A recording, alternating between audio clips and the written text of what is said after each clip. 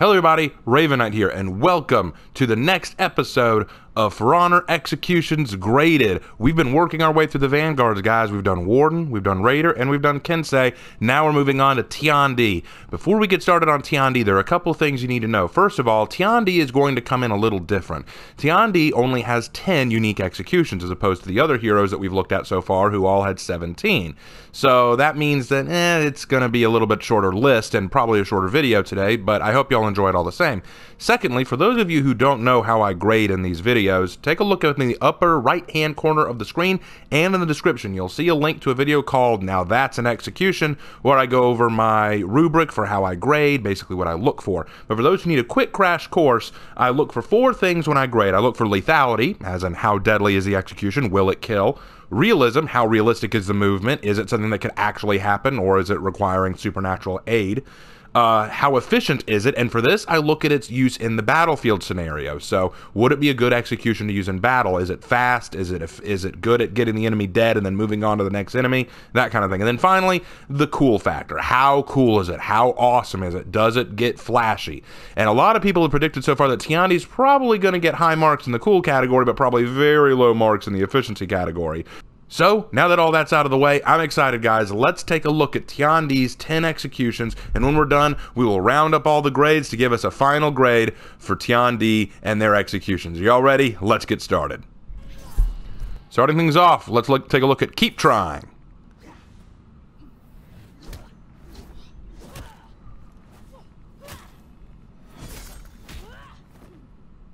Alright, so already we're looking at a 4 out of 4 for lethality, because that's a decapitation we saw there, and with that decapitation, that's an automatic, totally lethal. You don't come back from a decapitation. But is it realistic? Honestly, I'm going to give it a 2 out of 4 for realism because of the ease of the decapitation. If you look at the way that she swings the sword, take a look. Way too easy. There was no resistance. There was no slowing of the sword. It just felt like all she did was swing it through and the head just popped off. That does not happen, so we're giving that a 2 out of 4 for realism. For efficiency, I gave it a 1 because she's starting off the move by disarming herself and literally handing her weapon to her enemy. Now, let's be fair here. We know that Tiandi's trying to show off here, trying to be a badass. But the fact is, you never take that risk in war. You don't just hand your opponent your weapon and say, give me your best shot. You fight to kill. You fight like you might make a mistake. You need to make sure there is no possible way my opponent is getting out of this. So I give that a 1 out of 4 for efficiency. Very bad there. But for cool factor, 4 out of 4. This is a very awesome execution. Even though it's not efficient, I have to love just the badassness of just, here's my weapon, you're never going to touch me. And then just dodge everything, rip the weapon out of their hand, and then just take them out. Look at this little nod, like, yeah, come on, give it a shot. Very, very cool. So that gives it 11 out of 16, because I go at a factor of 4 for each set. 11 out of 16, which is a 69%. Awesome. Next up is Spiral Ending.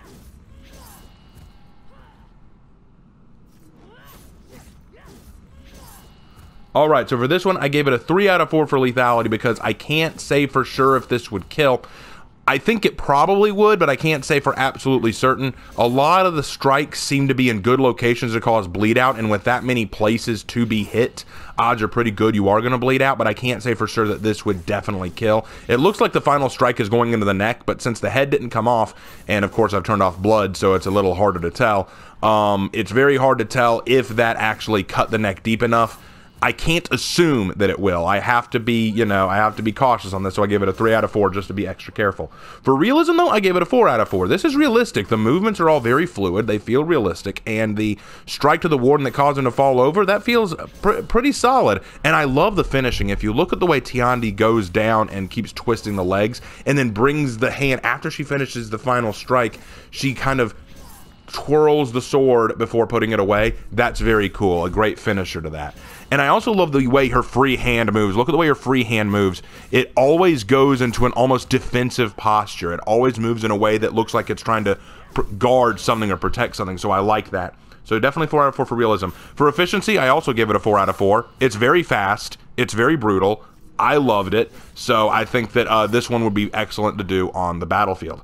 For cool factor, I simply gave it a 3 because while it is really good and I do really like it, I feel like there are others that are just way better than this one. But genuinely, this one is a good one. It's very fast, it's useful, and it shows real power. So I gave this one a 14 out of 16 points, which is an 88%. Lovely technique. Next up is Fanglosa.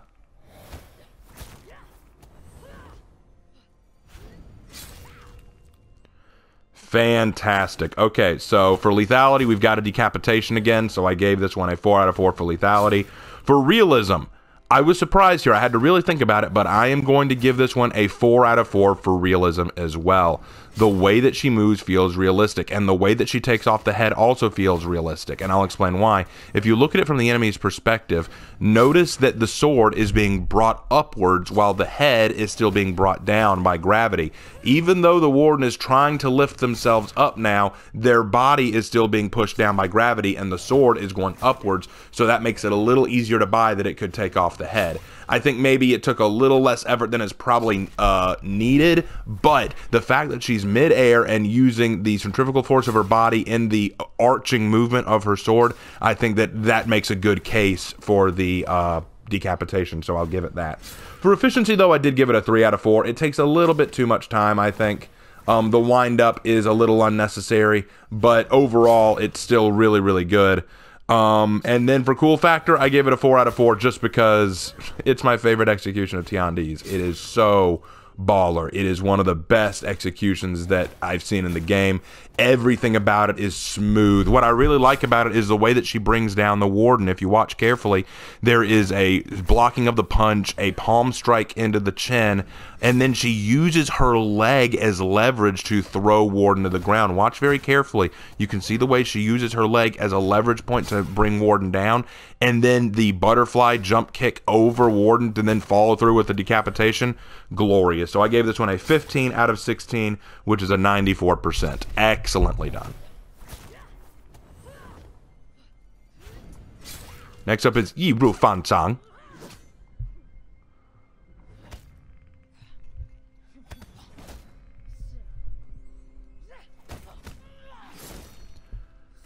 Alright, so for lethality, we have another decapitation, which gives us a 4 out of 4 for lethality. For realism, I gave it a 2, and it's because of the way the sword acts. Notice that when she brings the body down on the sword doesn't fall to the ground. It literally stays where it is with only a little bit of push down. Given how deep the sword is in the ground, that wouldn't happen. That would not happen. Think of it like this. When I used to work for my father in a concrete contracting company, we had to lay down pins a lot, right? We had to put pins in the ground, and we had to hammer them down with a sledgehammer to keep them in place. If I put my full weight on that pin on one side, it would still bend and eventually fall on the ground. Here, the sword is definitely not that deep, not nearly as deep as those pins were, and you're bringing the full weight of a man on top of the blade. No, unlikely that you're going to get a decapitation. More likely, the sword is just going to fall to the ground with warden on top of it. So I don't see that as possible. So I gave it a 2 out of 4 for that. For efficiency, I gave it a 1 because once again, Tiandi is disarming herself. She's throwing the sword to the ground. I don't care if you're being badass. I don't care if you feel confident. You can't, in war, run the risk of being interrupted in that execution or making a mistake. You cannot do that. So that's a 1 out of 4. But for cool factor, I gave it a 4. It is really cool. Tiandi is showing off her skills. I love the Wing Chun strikes. If you watch her arms carefully, she's using Wing Chun techniques to block the opponent. At first, she stands there and then does a kick to block the hand, then goes into a Wing Chun stance, traps the arm and strikes the face, brings down, off with the head. I actually did a joke with this execution in my Tiandi Heroes in History. I really enjoyed making that joke. It fit really well. I hope you'll check it out. But for this one, this got a 11 out of 16, which is another 69%. This mustn't register on an emotional level. First, distract target. Then block his blind jab. Counter with cross to left cheek. Dazed, will attempt wild haymaker. Employ elbow block. Block furrow left. Weaken right jaw. Now fracture. Summary, ears ringing, jaw fractured, 3 ribs cracked, 4 broken, diaphragm hemorrhaging. Physical recovery 6 weeks. Full psychological recovery, 6 months. Capacity to spit it back of head, neutralized. You captured Zone A. Discombobulate. Next up is Monsoon Frenzy.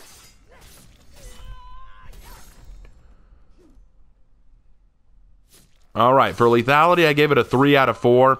It's hard to tell if that was deep enough to be lethal. I definitely think it will kill eventually, but the placement of the strikes don't lead me to believe that it will bleed out fast enough to be an instant kill, and I also don't know how deep all of the strikes were in the first place. But for realism, I gave it a 4 out of 4 because I could see this happening. I could see this being realistic. The power behind all the strikes, the way that she used the sword in that manner, all of it felt realistic, so that's a 4 out of 4 for me. For efficiency, I also gave it a 4 out of 4. Very fast, very brutal, threw the opponent off the sword quickly and then moved on to the rest of the fight. Very efficient. And for cool factor, I gave it a 3 out of 4 because, well, I mean, it is pretty cool. Not wowing me, but still pretty cool.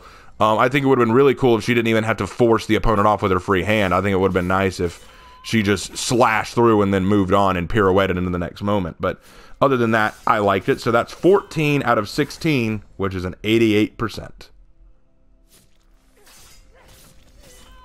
Next up is Swallow's Backspin. All right, for this one, I gave it a 2 out of 4 for lethality, because if you look at it, I don't know how deep it's going. In fact, it doesn't look deep enough to even sever the spine, so I can't even say that this would be deadly. It might be. Maybe you could get enough of a cut in there. Maybe when you're throwing them with the sword, it might sever the spine. It's really hard to say, but I can't be sure. I just cannot be sure how deep that's going in, so I've got to give it a 2 out of 4. For realism, I also give it a 2 out of 4. I do not think you could throw someone that far with just a sword, or make them flip the way they did. Watch the way the warden kind of flips. Like, I don't see that happening. That doesn't work for me. For efficiency, I give it a 4 out of 4. It's very fast. It's brutal. I liked that aspect of it, so I'll give it that. So 4 out of 4 for that. But for cool factor, I gave it a 2 out of 4. Essentially, what's neat about it is it's a fake out. It's a strike to the face that then changes into a strike to the back. Unfortunately, I think the strike to the face would have just been better rather than just fake out, strike to the back, you're gone. I don't know. I've just seen better execution, so I gave that a 2 out of 4 for cool factor. And that gives this one a 10 out of 16, which is a... Sorry. Yes, a 10 out of 16, which is a 63. Next up is Hold This.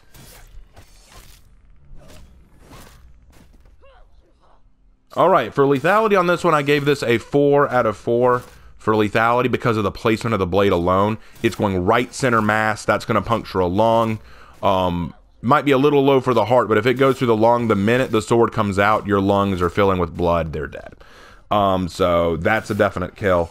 For realism, I gave it a 3 out of 4 because here's the thing. The Dao sword is a great slasher, but much like the katana, stabbing isn't its best thing. It can't do it as well as most other swords.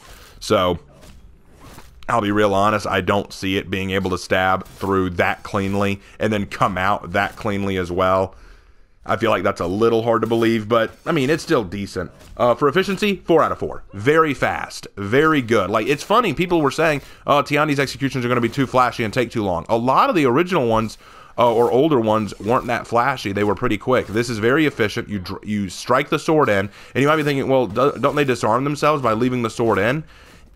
Kind of, but hear me out. Once she strikes in, the opponent still tries to attack them, so they use their hands to block and stop the attack before retrieving their sword immediately. So they didn't purposefully give up their sword. They were stopping a counterattack, which I think is passable here. And then finally, for cool factor, I gave it a 3 out of 4. It is cool, and the palm strike to finish off is great. I actually like the stance she takes, but it's still not as great as some of the others we've seen so far. So a good one, but just not the best one. So that gives it a 14 out of 16, which is an 88%. Next up is Down to Earth. That was very fast. For lethality, it's 4 out of 4. You're shoving the sword right through the throat, right up into the head. This person's dead. There is no coming back from this. I don't care if an ER doctor is right there ready to go. This person's gone. For realism, I'm going to give it a 3. And I'll tell you why. Once again, it comes down to the fact that I don't see it going through and back out that cleanly. You gotta understand that this isn't the kind of sword meant for stabbing. It's meant for slashing. That's the point of the Dao. So I just don't see it being that easily done. It can be done, but I don't see it being that easily done. Plus, you're making sure that the body absolutely has to land where it needs to go in order to make this work. And plus, I've been kicked in the shins before too. I'm not necessarily going to fall over from a single kick to the shin, but it also does look like Warden's teetering a little bit, so maybe I can let that pass. But that's why I gave it a 3 out of 4 instead of a 2 or 1 out of 4. For efficiency, 4 out of 4. This is incredibly fast, and she doesn't waste any time. As soon as he's dead, she pulls the sword out and gets ready for another fight. And then for cool factor, I just give it a 2 out of 4. I mean, you're basically just having a dude fall on his sword. That's all there is to it. It's neat, but it's nothing special. So that gives this one a 13 out of 16, which is an 81%. Next up is Typhoon Punishment. All right. For lethality on this one, this is going to sound crazy, but I'm going to say 2 out of 4. And I'll explain why. When she does that initial strike, it's fine, but then when she goes into that spinning backslash, I don't know how deep she was going. And also we can see that the dude's still struggling, still holding on to life a little bit there. So it's clear that it didn't go deep enough to sever the spine. In fact, they're clutching their gut, which means that the blade only seemed to cut the midsection a little bit. I don't know how deep it was or the exact placement, but if I had to guess, it was just below the right lung, which might kill. It might be a slow kill, but I can't say for sure. So that's a 2 out of 4 for lethality. For realism, I gave it a 4 out of 4. I could see this move being realistic. I could see everything there done right. In fact, I like the strike to the head as the setup. That was very clever. And then efficiency, I gave it a 4 out of 4 because it is fast. This is a quick execution. I can forgive the disorientation move because you're setting your opponent up for the final blow. There was no wasted effort or wasted time. Everything was done incredibly well. And then for cool factor, I gave it a 3 out of 4. There's something really neat about the way Tiandi gets their kill. You know, that spinning kind of acrobatic effect. It shows not only kung fu skill, but also grace, which I care a lot about when I grade cool factor. So I definitely gave this a 3 out of 4 for cool factor, which gives this a 13 out of 16, which is an 81%. Nice. Next up is Revolution.